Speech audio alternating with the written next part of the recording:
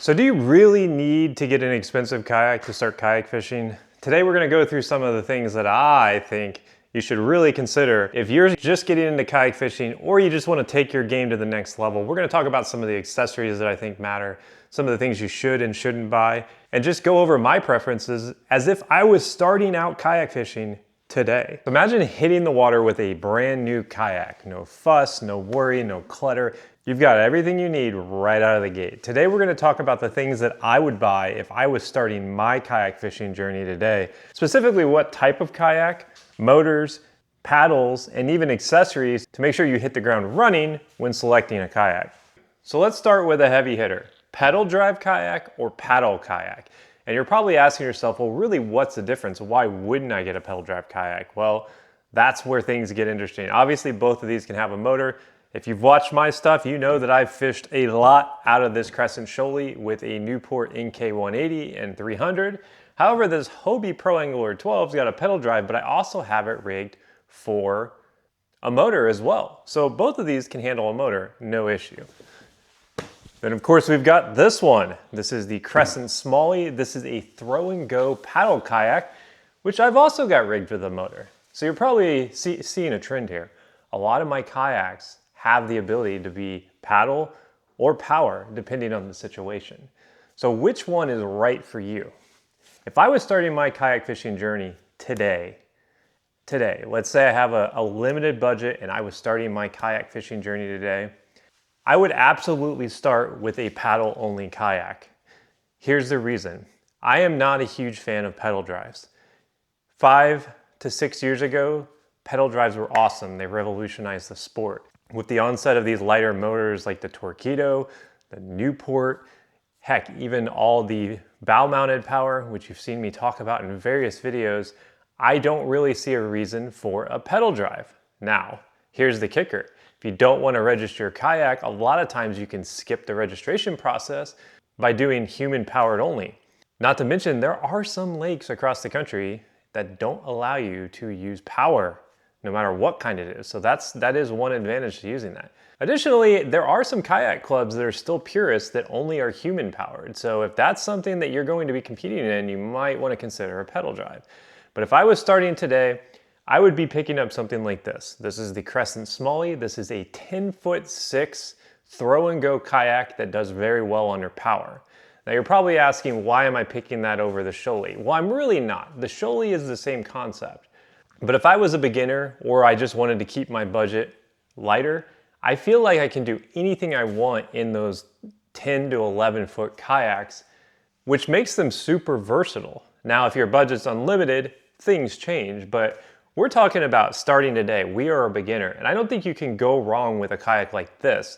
Now, there are tons of other kayaks that fill this void too. The Old Town Sportsman 106 would be a great one. That is a 10'6" that you can get for around $1,000. Bonafide makes a couple that I think fall into that category that are paddle only. Native has a few that fall into that category too. I believe the Native Falcon is one. Wilderness Systems makes some. You're sensing a trend here.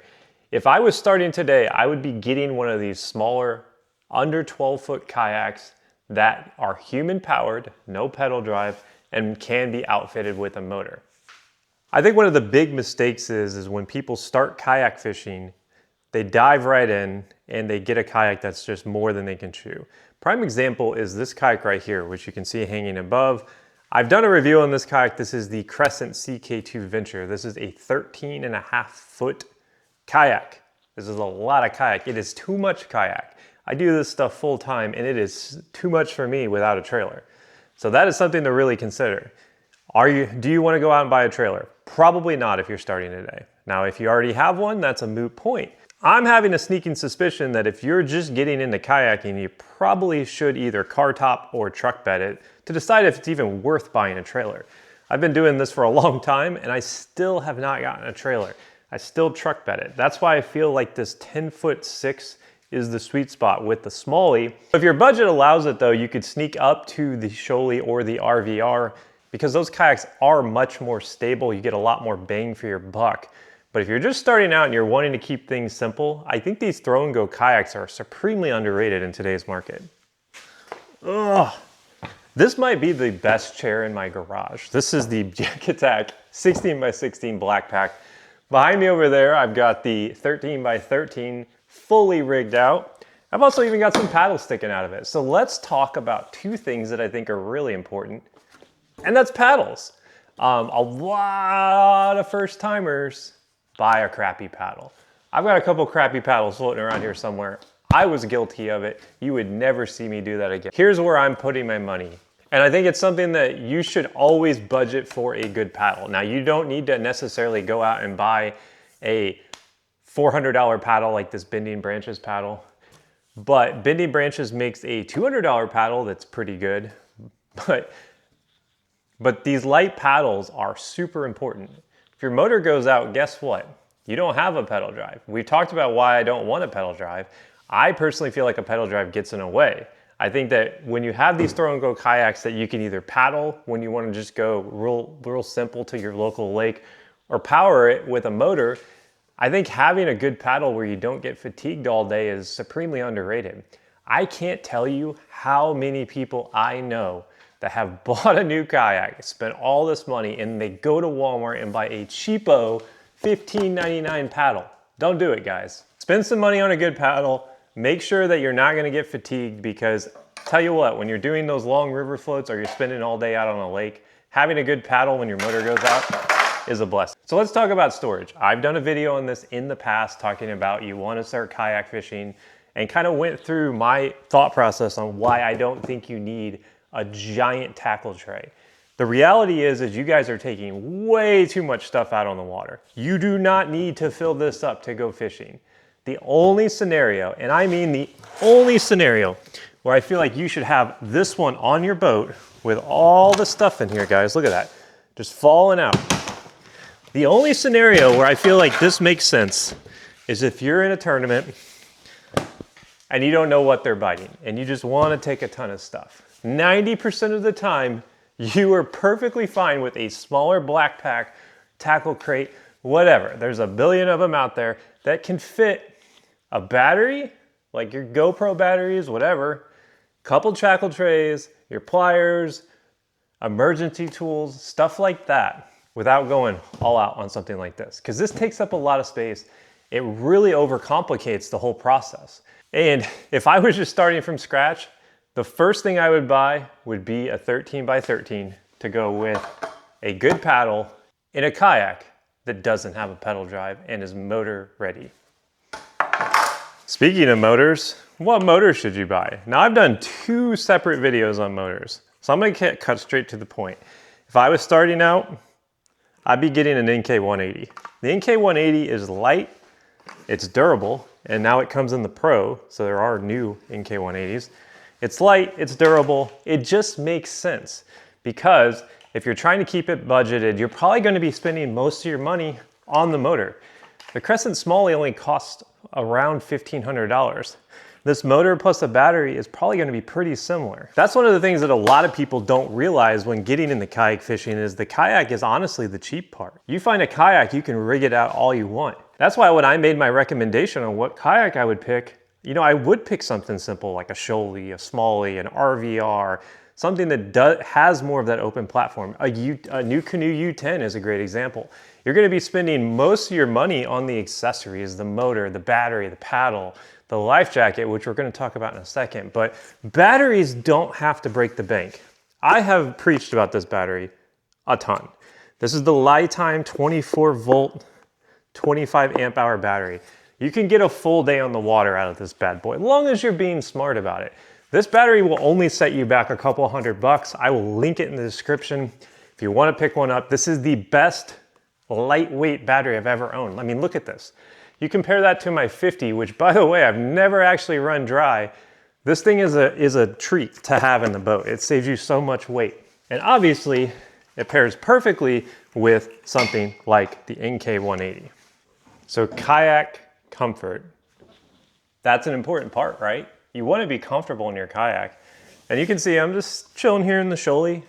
One of the big changes I made in the 2024 season is a kayak cushion. These things are the real deal. If you don't have a kayak cushion in your boat, you gotta get one. This is my spare seat, so I actually own 3 different kayak cushions for each kayak. Now these are made here in the States by, a small business. They're comfortable. You can get them in tons of different colors and patterns. Obviously I've got one for the Eco Fishing Shop one. This one right here is a classic one. This one is a little thicker. They even make one called the Bertha for you big boys out there.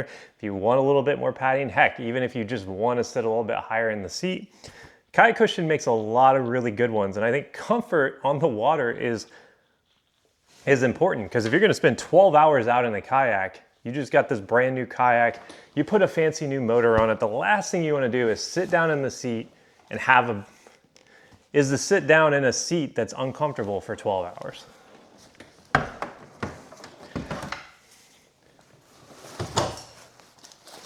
Speaking of comfort, if you're gonna be spending that much time out on the water, you probably should be investing in a good life jacket, PFD, life preserver, whatever you wanna call it.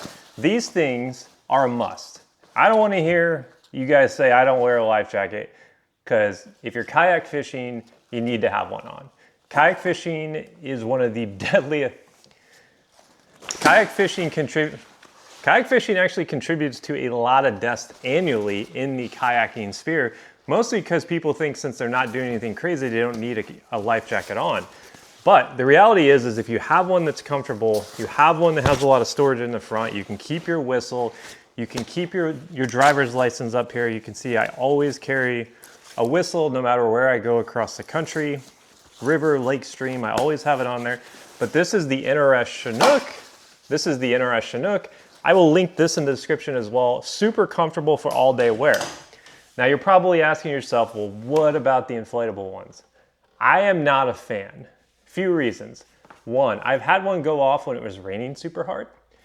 2, I've had one go off when it fell in the water when I wasn't wearing it. And 3, I fish a lot of rivers, so if I slip and fall into the water, guess what?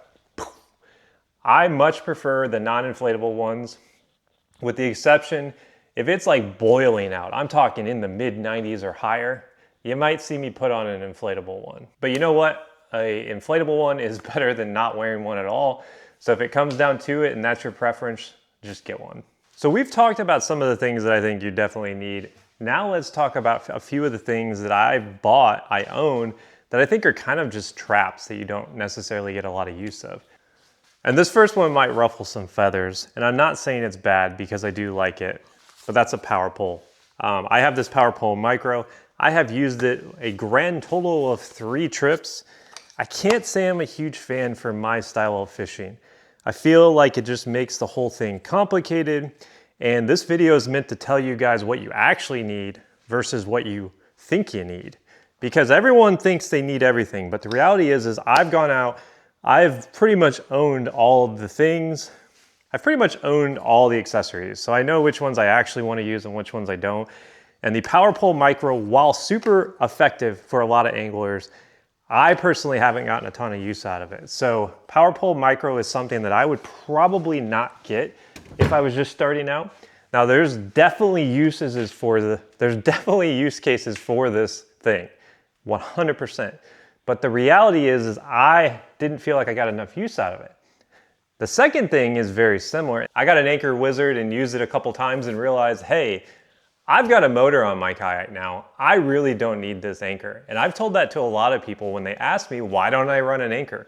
The reality is with motors, a lot of times I can do the things that used to require an anchor by just putting my motor on like 3 or 4% and just staying in position.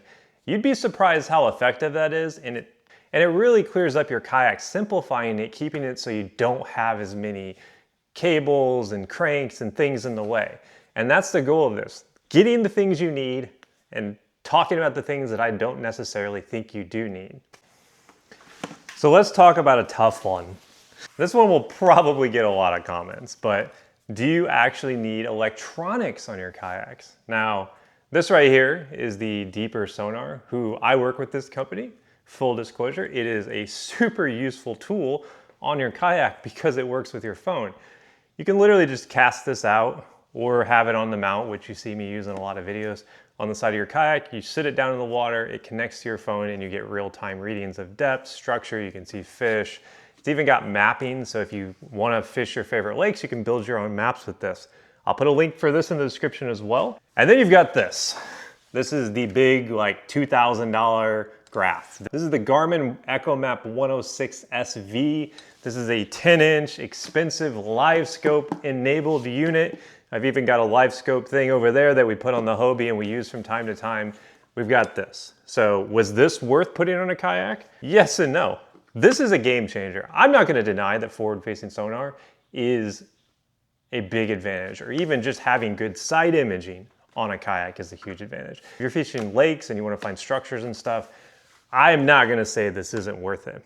But if I was just starting out today and I'm trying to put together a budget kayak build, this is my first kayak build, I'm probably not putting my money into this right away. This is going to be a down the road purchase. Will this help me catch fish? Yes, no denying that. But I think for 90% of what I do and what I'm going for by going a more simplistic route, let's just imagine we're building out an RVR, a bona fide RVR. We're going to put the motor on it. We're going to get a good paddle. We're going to get the 13x13 black pack. We're going to get a nice PFD. And then we're going to put the deeper on there. Or we're going to put a small graph on there. You know, they make small things like the Garmin Striker. We're going to keep things way more simplistic. The reason why I'm going to do that is because I'm trying to save money here. I'm just trying to get on the water and catch fish. This right here costs more than any kayak I have sitting here besides the Hobie. Even this one up here was cheaper than this graph. So do you need this to catch fish? No. If I was doing it today, this would be the lowest priority to me, is getting a fancy unit. I cannot tell you guys, this is a word of wisdom. I've been in this game far too long. I've wasted a lot of money on kayak accessories, kayak parts. I've wasted a lot of money buying things that I didn't necessarily need right away. And I can tell you, the biggest mistake I've seen a lot of new kayak anglers make when they go out and they decide they want to buy a new kayak is they get it with everything. They get the biggest, fanciest motor. They get the biggest unit. They get the biggest electronics. Then they decide that kayak fishing is not for them. And guess what? Those rigs are on Marketplace as a deal, a package deal. They'll say Hobie Pro Angler 12 with live scope and everything, and they're taking a substantial loss because the pieces are always greater than the whole. So if they piece it out, obviously save more money. But because they went all in and they just want to get it out of there, they're having to sell this $10,000 kayak rig for like $5,000, $6,000. It's crazy, especially if you buy a trailer. That's why I always tell people when you first get a kayak, get one within your budget. I am always going to go with one that I can just put a motor on it. I don't have to worry about a pedal drive. One that I can just put in the back of my truck. When I'm ready to go, I slide it in and we're on the road. If you've never kayak fished, you don't necessarily need to get a trailer right away. There is a footnote to that though. I am well aware that there are a lot of older people, disabled people, veterans with injuries, people who just don't know that they can car top it, that it makes total sense to get a trailer. There are super affordable trailer options. Malone makes some great trailers. You know, you've got the Bear trailers, which are affordable. So there are options out there if you don't think that you can car load, truckload your kayak. I'm well aware of that. So I do want to point that out. If you are unsure that you can load it, do not feel guilty about getting a trailer because whatever gets you on the water is the important part. The reason why I just suggest these smaller kayaks like this is because I think if you're just starting out, it's way less of a commitment to spend $1,500 on a kayak than to go out and get this Pro Angler 12, which weighs like 145 pounds rigged, and that's without the motor.